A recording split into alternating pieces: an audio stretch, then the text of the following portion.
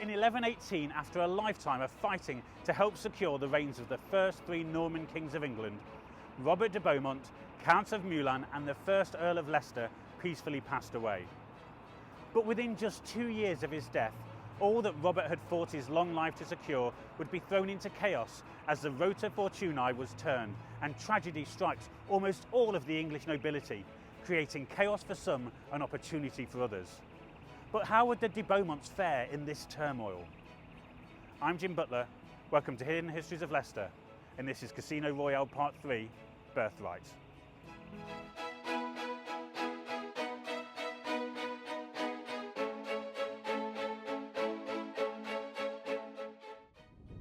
When tracing the causes of most civil wars across the globe, historians often discover that the roots of the conflict are numerous and multifaceted and usually stretch back for decades. In the case of the anarchy, however, the roots of the conflict can be traced directly back to a single tragic event that happened on a cold November night some 18 years before any weapons were drawn or blood was spilled. A fateful night that was to fundamentally alter the course of British history. Despite having won a decisive victory against his eldest brother Robert Curthose, his uncle Bishop Odo and their supporters, shortly after seizing the English throne, Henry I spent much of the next 2 decades on campaign in Normandy, trying to reunify the English and Norman lands, often against supporters of William Clito, Curthose's son and heir. But on the 20th of August 1119, Henry, alongside his heir William Atheling, comprehensively defeated William Clito and the French king Louis the Fat, I kid you not, at the Battle of Bremoulet. Within months, the Pope declared that Normandy was justly the possession of Henry and recognised William Atheling as his rightful heir to both realms. Finally, having reunited England and Normandy under a single ruler and guaranteed the succession of both to his only legitimate son, a period of peace and security beckoned for both Henry and all of his subjects. Over the next year or so, Henry and his court oversaw the settling of the Norman lands and estates, arbitrating territorial and legal disputes before preparing to return to England in late 1120. As the year drew to a close, the court prepared to decamp and return home to England. Plans were made for the final voyage across the Channel, departing from the port of Barfleur in late November. As Henry was waiting for favourable winds for the ships to depart, he was approached by Thomas Fitzstephen, the son of the captain of William the Conqueror's flagship, the Mora. Thomas hoped that, like his father before him, he could find favour from the king by becoming captain of Henry's new flagship, a ship he had built himself called the Blanche Nef, or the White Ship in English, which he claimed was the fastest in the fleet. Henry thanked Stephen for the offer, but declined. Instead, however, and clearly impressed with the White Ship, Henry suggested that this fancier vessel carry Prince William Atheling, members of his family, important nobles and other members of the royal court back to England. He even entrusted his treasure chest to the ship's hold. After days of waiting, the conditions improved, and at twilight on the 25th of November, Henry's ship set sail for England. With the king gone, Prince William and a large crowd of nobles, knights and young men and women could get their party started, and this is exactly what they did. In what could be regarded as the first ever recorded booze cruise, the young prince ordered enormous quantities of wine brought aboard, including 3 barrels of wine solely for the ship's crew. With everyone massively intoxicated, the omens were not good, and some passengers even chose to disembark at the last minute, including the king's nephew, Stephen of Blois, who was struck down by a bout of diarrhoea and decided to remain on land. Shortly before midnight, the White Ship cast off from the dock, with Captain Fitzstephen loudly proclaiming that they would reach Southampton before the king, much to the cheers of his drunken passengers and crew. The oarsmen quickened their pace, and the order was given for the mainsail to be dropped to build the ship's speed. These changes in speed altered the ship's course from the known safe route out of the harbour and towards the open sea, instead towards the Pont de Barfleur and the treacherous rocks between. In the pitch black of night, none could have seen the danger coming until, with a sickening crunch and lurch, the ship smashed into the deadly rocks. Witnesses in Barfleur reportedly heard screams echo across the waves, But with the ship now over a mile away in the darkness, they assumed it was cheering from the increasingly rowdy passengers as they made their way out to sea.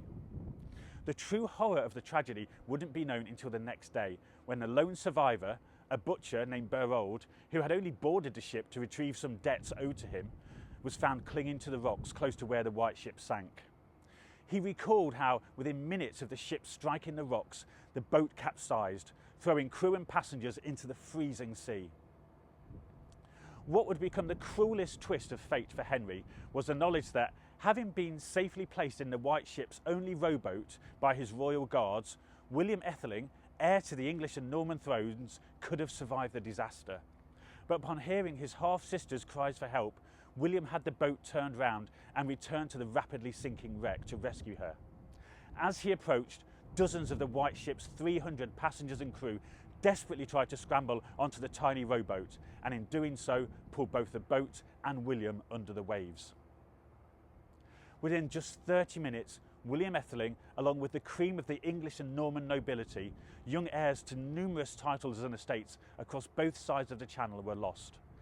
And with their deaths, Henry's dream of a peaceful, united and secure future for England and Normandy died too. Come with me.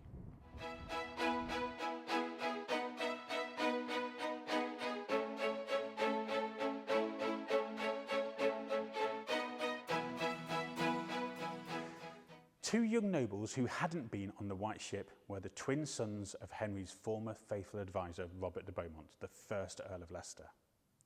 The boys, thought to be identical twins, had been living under the wardship of the king since their father's death 2 years earlier, and were only declared adults on their 16th birthday, just weeks before the white ship sank. It was at this birthday that they were awarded their respective inheritances. To Waleran, the eldest of the twins, came the greater of their father's titles. He now became the Count of Meulan, claiming large estates in Normandy and another in Dorset. The younger twin, Robert, received the majority of his father's English estates, along with the title the Earl of Leicester. However, the king had apparently decided that not all of the Leicester lands would be handed to Robert. Perhaps feeling a little guilt at his culpability in the deceitful way the first Earl of Leicester had obtained Ivo de Grandmesnil's estates, and in recognition of the loyal service given to the royal household by de Grandmesnil's sons, Ivo Jr. and William, Henry had decided to reinstate their father's English lands to them upon their return from Normandy. Unfortunately, both Ivo and William had perished aboard the white ship, and so never received these gifts. It is unclear whether Robert de Beaumont was ever aware of the king's plans, but regardless, fortune had smiled once again on the de Beaumonts. For Henry, the sinking of the white ship was not just a personal tragedy, it was a political disaster too. So much of his efforts throughout his reign had been focused upon securing the succession of his crown to his only legitimate son, William. But with the Etheling now gone, his plans were in tatters. It could be argued that this dynastic nightmare was of the king's own making, because although he only had 2 legitimate children by his wife Matilda of Scotland, namely his son William Etheling and daughter Matilda, he is known to have fathered at least 20 other children. Had the king spent more energy on propagating with his lawful wife than with his many mistresses, of which Waleran and Robert's sister, Isabel de Beaumont, was one, then perhaps the king would have had at least one spare to replace his heir when tragedy struck.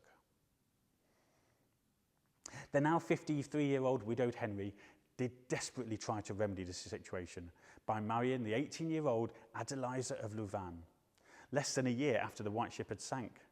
But even after 14 years of marriage, no children were ever born to the couple. With the succession now up for grabs and the Pope's declaration of William Etheling's right to Normandy worthless, William Clito returned with a vengeance to reassert his claim to both the Norman and English thrones.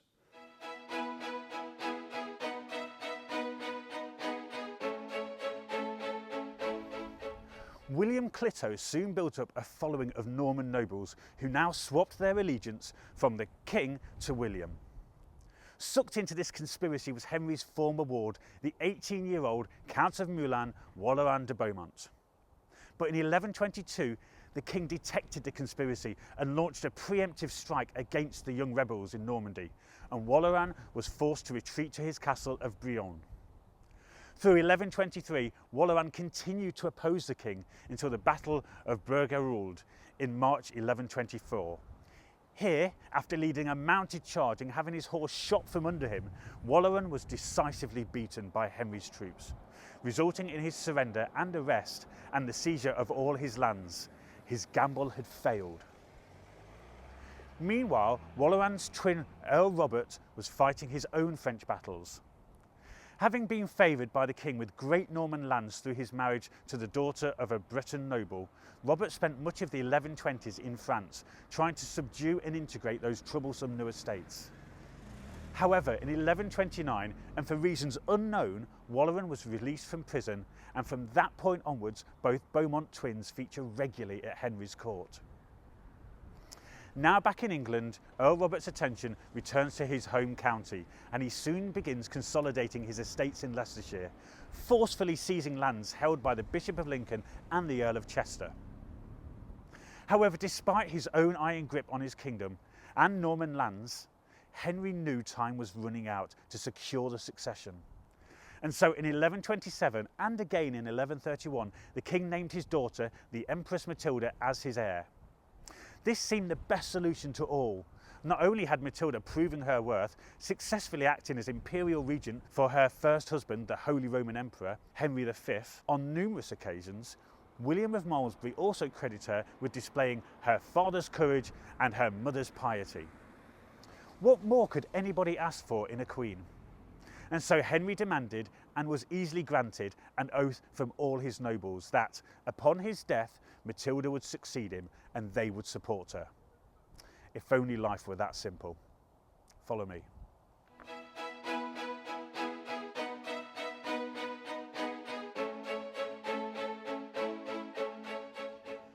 For one of England's most successful medieval rulers, Henry I suffers one of history's most ignominious deaths. For as Henry of Huntingdon wrote in the autumn of 1135, Henry gorges himself to death on a surfeit of lampreys. Now, in Henry's defence, he may not have died through excessive eating of the lampreys. Similar to eels, the rich and meaty lampreys were considered a delicacy at medieval court. However, due to a toxic mucus within them, they have to be very carefully and skillfully cleaned and prepared before cooking. We also know that Henry's physicians had already previously warned him off eating lampreys, which suggests a known condition or allergy to the dish. So it may be that just one lamprey was sufficient to kill him, rather than a whole surfeit. Regardless, one evening, surrounded by his closest hunting friends, which appears to include the de Beaumont twins, Henry tucks into his meal and almost immediately regrets it, succumbing to a most destructive humour, producing a deadly chill in his aged body and a sudden extreme convulsion. It was soon clear that the king would not survive, and at his bedside in those final moments on the 1st of December 1135 were his illegitimate son Robert of Gloucester and, poignantly, the husband of his daughter, who William Ettling had tried to save on that fateful night the White Ship sank. Also at Henry's side, like their father had been at the death of the last king, William Rufus, were the now powerful brothers Waleran and Robert de Beaumont.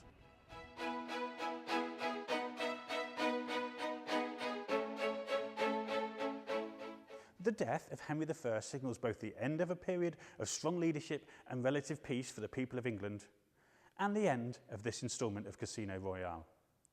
Join me again soon for the next instalment as the anarchy is unleashed upon the kingdom and the House of Beaumont attempts to navigate its treacherous seas.